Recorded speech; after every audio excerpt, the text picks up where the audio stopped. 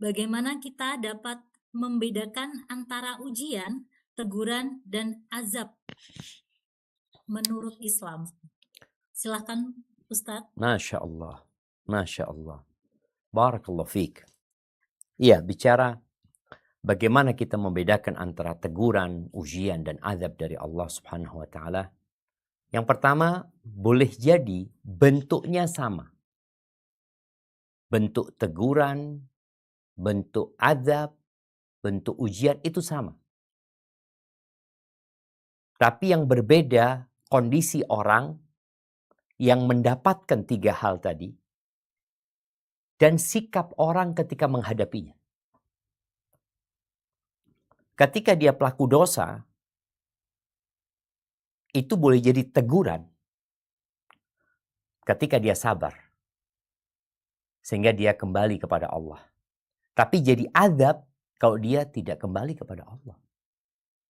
Artinya teguran itu nggak ada gunanya buat dia. Dan teguran itu dalam satu waktu apabila membuat orangnya kembali kepada Allah jadi penghapus dosa.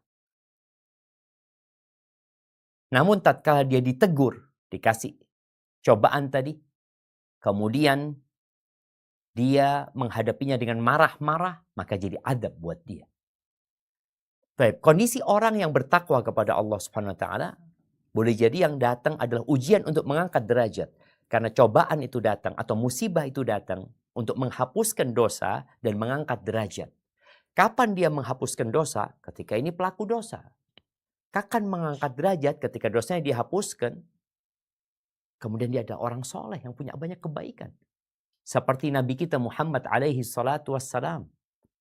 Bagaimana beliau mendapatkan cobaan yang bertumpuk-tumpuk. Bukan karena dosa. Tapi karena kecintaan Allah kepada beliau untuk diangkat derajatnya. Bahkan ketika sekarat. Sekaratul maut. Beliau dikasih sakit sama Allah. Yang sangat memilukan. Beliau sampai mengatakan, ala inna lil mauti la sakarat. Kematian itu ada sekarat. Itu untuk mengangkat derajat. Dan dalam sebuah hadis disebutkan, idza sabaqat lil abdi manzilatun 'inda Allah. Kalau Allah sudah tetapkan buat seorang hamba itu kedudukan di sisi Allah Azza wa Jalla yang ternyata tidak bisa dicapai dengan amalannya, Allah kasih bala untuk jadi pahala buat dia sehingga dia sampai kedudukan itu.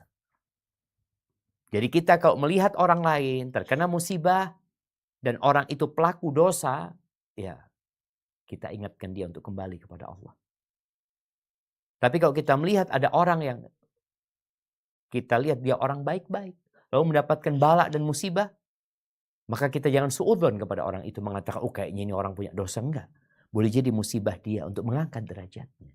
Kita berbaik sangka kepada mereka. Tapi kalau kita yang kena musibah, maka ketahuilah bahwa aku adalah pendosa. Dan semoga musibah ini datang untuk menegurku dan menghapuskan dosaku dan semoga aku kembali kepada Allah Subhanahu wa Ta'ala.